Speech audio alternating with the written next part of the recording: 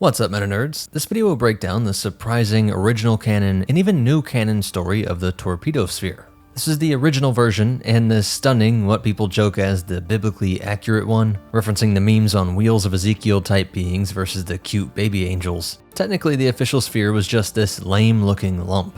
So I feel the work done over at Fractal Sponge is capturing the essence of how it should have been depicted, like if it was made for the big screen and not first appearing in an obscure added campaign reference book for Star Wars the role-playing game, with it first appearing in Black Ice from 1990. So since there's so much detail on this thing, and it's depressing to just show the lump, I'll use the Fractal Sponge image throughout the breakdown, especially since he was working off the official stats, and I'll explain when things just don't match. Because it is truly insane the small nitty-gritty detail that we get for this thing. There's schematics for rooms, but I'm not sure why this happened, but it's some of the most specific details I've read for any Star Wars ship. There's even neat details on how B-1 droids were kept to serve on board. So let's start with its creation. It was manufactured by Laronar Defense Industries and is considered a dedicated siege platform. The Death Star is considered a siege platform. It's actually the only other one I could find listed, which I guess I could understand. You can tell a planet you have X time to surrender, and that way it's a siege, but it's funny, I just don't think it fits with what you think of with classical siege weaponry. I mean, I guess catapults can destroy you too if you don't come out, but something about saying you're laying siege to a planet when you can turn it into dust with the push of a button is just funny to me. Laronar is an obscure but actually quite long-standing and solid company out there, selling everything from blasters and grenades to entire space stations, working with the prestigious Corellian Engineering Corps and Mon Calamari shipyards to complete these orders. They had armed pirates, mercenaries, and planetary governments for centuries. And during this era of galactic civil war, they were arming rebels, but also secured a lucrative contract with the Empire to produce the versatile Strike-class medium cruiser. The lore of this company most have never heard of gets really interesting over the course of the Empire, with them descending further into corruption, the death spiral of getting paid by both sides of the war, but when Palpatine was dead, they go full Venom Snake PMC and make their own nation and get involved in coups all throughout the Meridian sector.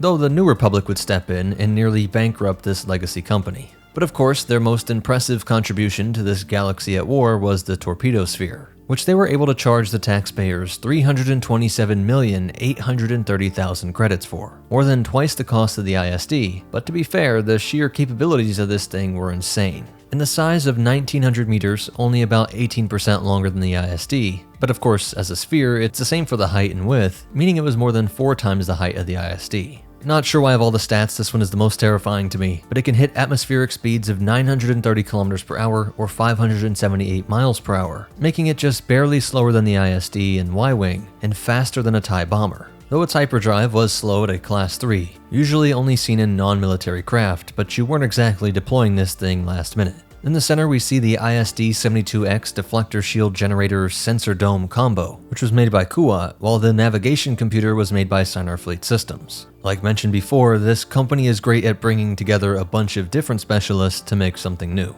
Of course, the main show is in these bands. This is one of the simplest and most effective designs out there. I mentioned with the Galactic Alliance ships that there was this emphasis on the blade front design, supposedly to make it so it could do a torpedo dump all at once, with all the weapons facing forward. But all the guns in an ISD can concentrate their fire forward too. Starfighters knew that they should push to get close to the ISD since it actually reduces the amount of guns that can hit it, but that's the only time the shape or placement of the guns stop it from being able to target the enemy. And that's true for every ship. Ironically, it's worse on the blade design ships. With almost all the weaponry up front, once you get past the blades, the fighters/bombers have it easier than ever before. I mentioned that at first thought you'd think you'd see more sphere designs in space since there's no up or down, it's a more dynamic battlefield than anything. But I also point out that it doesn't make too much sense because the turbo laser cannons from the midpoint back wouldn't be able to concentrate their fire like the staggered arrowhead shape of the ISD, which allows all the guns on the top, bottom, left, and right sides to hit one spot out in front. But this is not a problem for torpedoes, which have a simple enough radio communication that can curve the trajectory from the backside of the sphere to hit something no matter where it is. Turbo laser fire is just a ball of plasma, ionized gas being channeled into either ion engines or into the weaponry, so it's more like a simple ballistic weapon than a bullet. But the torpedoes can follow a target, and each one being about a meter behind the other means that it truly pummels its target, with each one hitting a split second after the last one, hammering its way through anything, especially when you see how many were on board. For torpedo launch tubes, the ISD had none, the Venator had 4, the MC-75 has a jump to 12, and 100 years later we see it get up to 50 on what most consider to be the best Star Destroyer ever made, the Imperious. This torpedo sphere has 500. Let's just be conservative and go with the Venator, which had 16 torpedoes for each of its 4 tubes.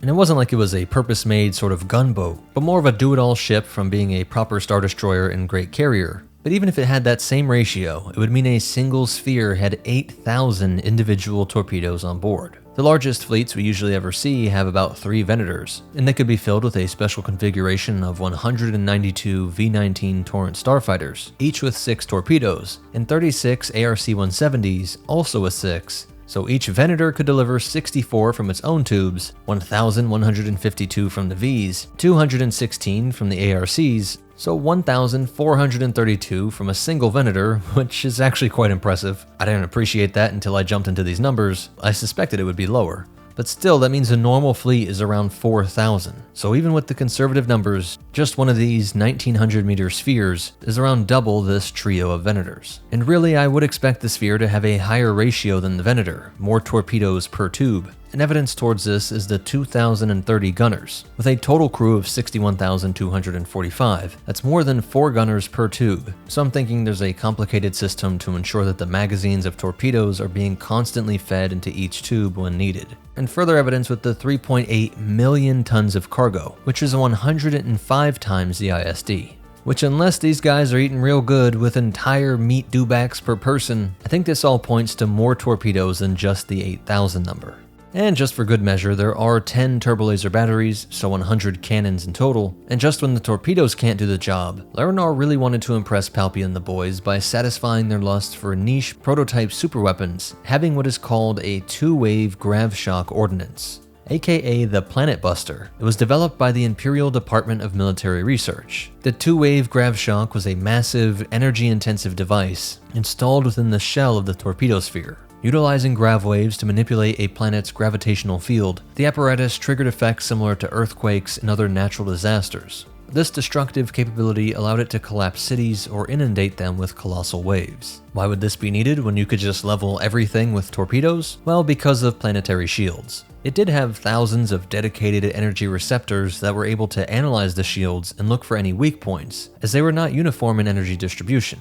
Just like some physical shield, if you could scan the metal and find weak points in the bonds or layers, these scanners boasted that they could identify weak spots that were as much as 20% less coherent than other parts of the protective energy bubble. But some planets were still so well protected that even after hammering that spot with 8,000 torpedoes, they couldn't break it. But gravitational field effects can go through anything. So you could park this outside of a shielded world, and while they stared up at the terrifying Eye of Judgment, it would bring about an apocalypse caused by the kind of environmental disasters that people had always described as acts of God. So maybe this is a biblically accurate angel of death.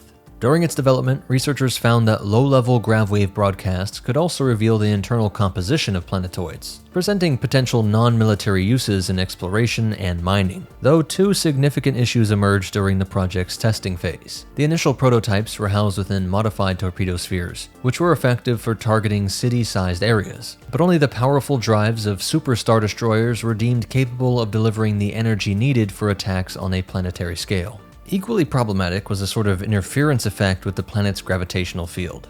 This gravitational disturbance created major navigational challenges for ships in orbit, including itself and any accompanying escorts, because it did usually operate with a standard fleet as well, since it did not have any real capacity to defend itself from starfighters. It didn't have its own complement, just some Lambda shuttles and MT-191 dropships, just to get supplies and personnel to and from. There were some other technical complications as well. The first one comes up with the scanning tech to find those weak spots in the shields. A team of 100 heavy weapons technicians spent several hours calibrating and coordinating the proton torpedo launchers after identifying a weak point in the shield, and they launched a precise salvo at a target no larger than 6 square meters, creating a brief power surge that only lasted a few microseconds. This surge opened a temporary hole in the shield, through which the turbolaser batteries fired to destroy the planet's shield generators. If the turbolasers failed to act within this narrow window, the entire process had to be repeated from the beginning. But the most challenging aspect of the sphere's mission was pinpointing the location of the planet's shield generators. You couldn't use the gravitational waves to find the shield projector. Instead, technicians analyzed the shield's power waves, trying to trace the flow of energy to identify the source of the shield's power. And here's where we get some of the amazing detail from the inside of the ship and just how it all worked. For some reason, it's more detailed than any other ship. The main bridge was situated at the northern pole's tip. A massive viewport at the front provided the command crew with a direct view of the target, while a tactical display on a starboard side presented battle information. Systems operations were located on the port side, and 2 crew pits positioned in front of the viewport allowed technicians to analyze and update tactical and operational data. A lot like the pits on Star Destroyers, but also designed cues from Separatist ships. A raised command platform at the bridge's center housed computerized console seats for the captain, first officer, and tactical officer. At the rear port side, a holo booth facilitated sending and receiving holocom transmissions. Opposite of the bridge, on the starboard side, was the navigation nook, which managed the sublight and hyperspace engines. The rear of the bridge contained 2 dedicated rooms, a general meeting room for conferences equipped with a small holo projection unit, and the captain's office. Fully staffing the bridge required 24 technicians, with an additional 8 assigned to the navigation nook, which is way too many people for navigation. It shows just how tricky it was to maneuver this thing into the right position and not be caught in your own gravitational wave interference pattern. And security was maintained by 12 stormtroopers. The captain oversaw the day shift, while the first officer took command during the night shift. Torpedo spheres featured 12 individual hangar bays positioned along the equatorial trench. Each hangar had a 60-meter wide opening to space, sealed by a magnetic field to maintain the atmosphere. The bays were spacious enough to accommodate 4 mid-size shuttles, with additional lower storage areas accessible via 2 vehicle lifts. Power cell rechargers lined 2 of the walls, and each hangar was isolated from the rest of the sphere by a pair of blast doors. To aid in cargo handling, 2 cargo skiffs were assigned to each bay. A control room, located 15 meters above the hangar floor and accessible by turbolift, provided technicians with oversight of the bay via a transparent steel window. These technicians managed the magnetic field, blast doors, and vehicle lift operations. Crew quarters were organized into 5 distinct sections, collectively known as a crew cluster. At the center of each cluster was a circular communal chamber containing a mess hall, consumable storage, and a droid-staffed kitchen. 4 corridors extended from the central chamber, each leading to a set of 4 crew quarters clustered around a shared common area.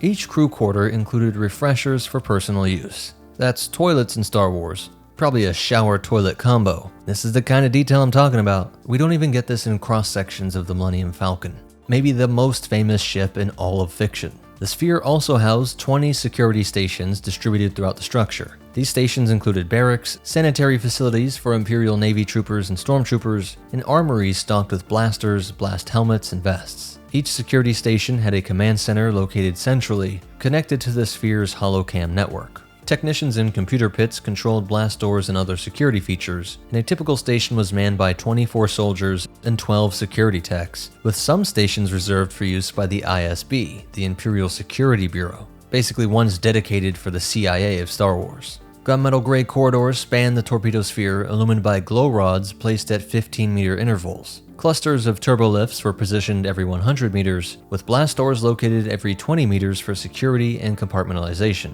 Maintenance access shafts ran throughout the sphere, each typically 250 meters long and 20 meters in diameter. Accessing hatches to these shafts were equipped with ladders on either side, allowing vertical movement within the structure. The sphere housed 120 DER targeting control rooms, the ones for finding the weak points in the shields, and each one of those control rooms was equipped with 4 computer stations dedicated to targeting and operating its primary weapon systems. 2 computers were tasked with tracking and analyzing the energy output of the target planet's shields, while a third processed this data and stored it in the system database maintained by the 4th computer. Each control room was supported by dedicated power generators located in adjacent rooms. A central holoprojector in each control room displayed a holographic model of the target planet. Every DER targeting control room was linked to 4 torpedo launching stations, totaling 480 across the sphere. These stations managed the targeting and firing of the proton torpedoes. Maintenance hatches connected the control rooms to the torpedo launch tubes, which extended from the sphere's outer shell to its torpedo storage center. Manual access to the tubes was provided by retractable ladders. Turbolifts from the launch stations led directly to the torpedo storage center's loading area. One of the loading areas housed a cluster of 25 launch tubes, while the opposite end featured retractable blast doors leading to the storage chamber. This chamber, constructed with quadruple-strength walls to prevent collateral damage in the event of an accidental explosion, so there's not some chain reaction that can set this whole thing off at once, Each of those chambers contained 6 racks holding thousands of proton torpedoes. Staffing the storage center were 25 B-1 series worker droids, tasked with retrieving and loading torpedoes into the launch tubes. If you're confused with all that and how it relates to what I said earlier, that's because it is kind of confusing. How do 25 B-1s actually load the torpedoes into launch tubes while also saying you have so many launch tubes and maybe each individual chamber has thousands of them? Obviously, these details point to a more automated system, but then why have B-1s, who aren't even purpose-made for this job, be put in such an important position? If you only need 25 of them, then I'm sure there are other ways to do this, and it doesn't really match with the number of gunners or total crew. But still, you saw how insanely detailed all that was, from the bathrooms to how far away each turbolift was. As for its service history, it's considered a precursor to the Death Star, with early prototype tests rumored to have taken place at the Yaga Minor Weapons Range. Remember, this came out before the prequels, so the whole thing with the Death Star being developed by the Geonosians wasn't really in yet. According to the Imperial Navy Order of Battle, a torpedo line consists of 2 torpedo spheres. 2 torpedo lines combined with a pursuit line and formed a bomber squadron, while 3 bomber squadrons and a light squadron made up a system bombard. 2 system bombards, along with 2 force escorts, composed a bombard fleet. But by around 0 BBY, only 6 torpedo spheres were operational, despite the Empire having commissioned hundreds more and having whole tactics planned around having that number. Due to their mobile, spherical design, members of the Alliance nicknamed them Pocket Death Stars, and rumors of the Imperial superweapon, the 2-wave grav shock, were quickly spreading throughout the rebellion and destroying morale. During the Galactic Civil War, an Alliance team hijacked the field-secured container vessel Black Ice and redirected it to the Mortex Sector HQ at Fangol. But automated systems aboard the vessel broadcasted a distress signal, drawing Imperial forces to the location. Over a week-long campaign, the Imperial forces launched multiple attacks on the Alliance base until a torpedo sphere arrived in orbit.